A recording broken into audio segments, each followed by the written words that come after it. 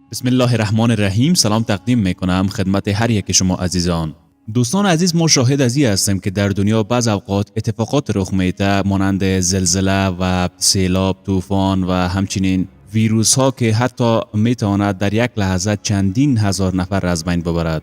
ولی اگر از سوی دیگر ببینیم که خداوند متعال با بنده های خود چقدر محبت دارد و چقدر بنده های خود را دوست دارد، بنابراین چرا این گونه خشم را بالای بنده های خود بعض اوقات نازل می کند؟ مانند زلزله‌ای که 2 روز پیش در ترکیه اتفاق افتید که هزارها نفر جان خود را از دست دادند و قابل یادآوری است که از 2 پیشبینی نهادی که زلزله ترکیه را پیشبینی نموده بود، متاسفانه در این پیشبینیشان افغانستان، ایران و تاجیکستان نیز شامل بوده است. نظر به پیشبینی های انجام شده، این 2 دایره تا 3 روز آینده در معرض خطر زلزله قرار دارند و نگرانی زیاد از شهروندان این کشورها را برانگیخته. ای که واقعیت چی می شود خود خداوند بهتر از ما میفهمد. همونطور یک سوال را یک دختر مسلمان از دکتر صاحب ذاکر نایک پرسان میکنه. بیاین کمی از سوال دختر خانم را بشنویم و در ادامه به موضوع برنامه میپردازیم. Is there any relation to women sins and the disasters happening in this world? So I didn't hear your question. Is there a relationship between women? No, human beings sins and the disasters happen in this world. Human being sins and disaster. Yeah. Sister asked the question that is there a relationship between the sins of the human being and the disaster?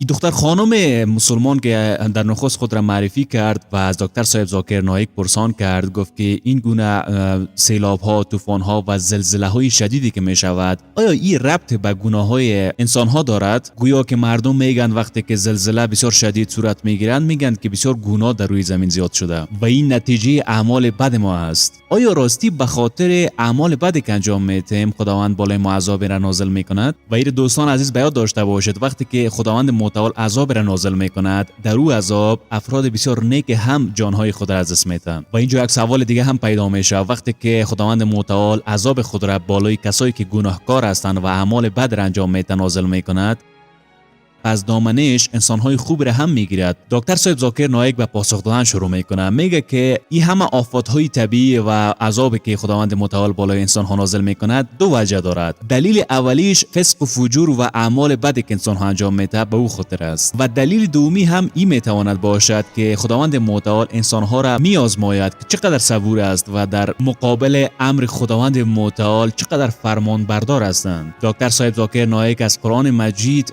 مرجع میگه که خداوند متعال در سوره بقره سوره نمبر 2 خداوند متعال به صراحت ارشاد فرموده است که و بیشک ما شما را میآزماییم از ترس، از گرسنگی، از تاوان مال و داراییتان و از زندگی کسایی که به او محبت دارید و از ببرکت شدن فصلهایی که است و بیشک اگر کسی از این آزمایش خداوند صبور باشد و به خداوند متعال ایمان داشته باشد، خداوند متعال بسیار انعام بزرگ نصیب خواهد کرد. دوستان عزیز، اگر به ترجمه و تفسیر این آیات بپردازیم، خداوند متعال بسیار به صراحت به ما گفته است که خداوند متعال شما را از گرسنگی، مرگ عزیزانتان، از مال و دارایی و از آفتهای طبیعی شما را میترساند و اگر کسی در او صورت باز هم به خداوند متعال پناه ببرد، بدون شک که به او انعام بزرگ خواهد رسید.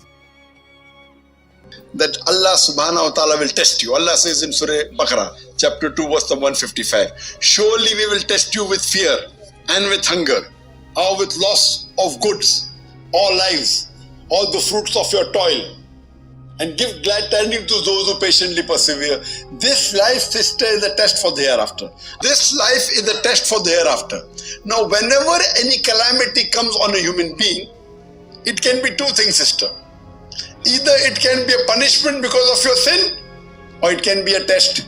دکتر صاحب ذاکر نایک میگه وقتی که خداوند متعال بالای زمین آفات خود را نازل میکند 2 وجه دارد. وجه اول ای که بر اثر گناهان و اعمال بد را که انجام میدین نتیجه زو است و وجه دومیش هم ای که وقتی که شما هیچ گناهی نکرده باشید خداوند متعال شما را میآزماید. خب وجه اولش ای که این خو واضح است که کسی اگر گناه بکند خداوند متعال آفات خود را در همین دنیا بر اونها نشان میده و جزایشان میده. ولی وجه دومیش که قبلا هم گفتیم که همیشه به اوامر خداوند خداوند و پیامبرش اطاعت میکند و تمام کارهای نیک را انجام میده، پس چرا خداوند بالای اونا عذاب را نازل میکند؟ به خاطری که اونا را از یک امتحان بسیار بزرگ آزمایش میکند. مانندی که مثلا در امتحان پوهنتون امتحان 25% داریم، باز 50% داریم، باز 100% میشنیم، بزرگ شده میره. مثل همو خداوند متعال مسلمان هایی که کارهای نیک را هم انجام میده صبر و تحملشان میبیند و میبیند که تا چه اندازه به اوامر خداوند متعال اونا باور دارند و کسی که از این امتحان خداوند پیروز میشود، خداوند متعال در این دنیا و در آخرت همچنان انعام بزرگی را نصیب خواهد کرد. دکتر صاحب ذاکر نایک به خاطر که خوب بفهمیم یک مثال خوب را همچنان پیش کرد. گفت که اگر کسی میخواهد که لیسانس بگیرد، یعنی اسناد شانزه خود را به دست بیارد، باید یک امتحان خوب را سپری بکند. ولی اگر کسی میخواهد که ماستری خود را بگیرد، باید امتحان بسیار بزرگ را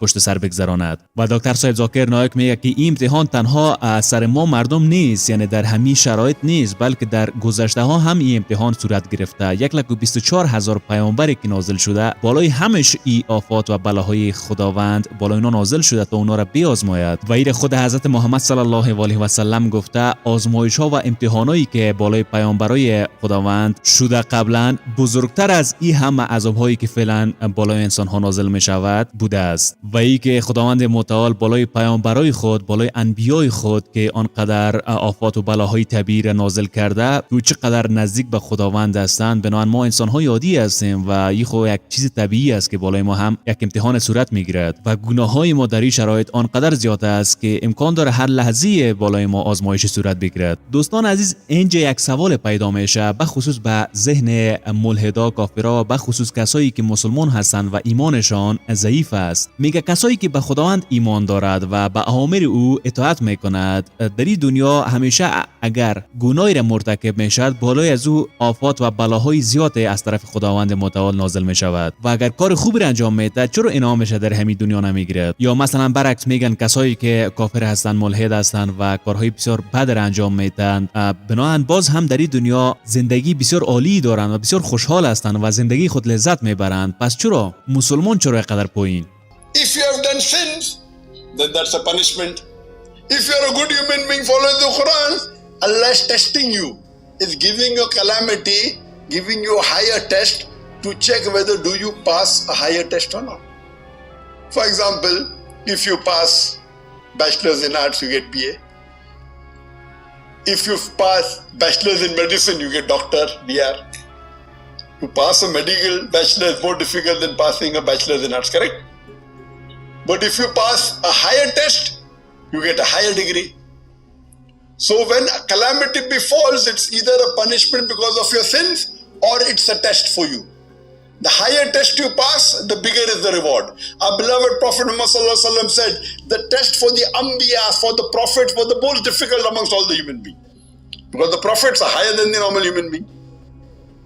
Similarly, دکتر صاحب ذاکر نایک میگه که اگر شما کارهای خوبی را و اعمال خوبی را در این دنیا انجام بدهید و ناگهان یک خوشی خوب نصیبتان میگردد و او رضای خداوند متعال است، به خاطر که شما متقی خوبی هستید و او برای امو شخص یک نام خوبی از طرف خداوند است. و برعکس کسایی هستند که بسیار کارهای بد را انجام میدن، باز هم یک خوشی خوبی در زندگی دارند و خوش هستند در زندگی و در اصل یک امتحان بسیار بزرگ از طرف خداوند متعال است. و این ما شما میبینیم کسایی که بسیار گناهکار هستند، بسیار امیر و پولدار هستند، قصرها، موترهای زری و بادیگاردهای زیاد دارند. او هم کسایی که مسلمان هستند ولی کارهای بسیار زشت را انجام میدهند. در اصل خداوند متعال اونا را آزمایش میکند. این یک آزمایشی است که خداوند میبیند که تو چقدر تا چه وقت به این راه ادامه میدی و چه وقت دوباره توبه خود کردی و برای خداوند متعال برخواهد گشتی. دکتر صاحب ذاکر نایک میگه خداوند متعال در سوره انفال چپتر 8 به صراحت ارشاد فرموده است که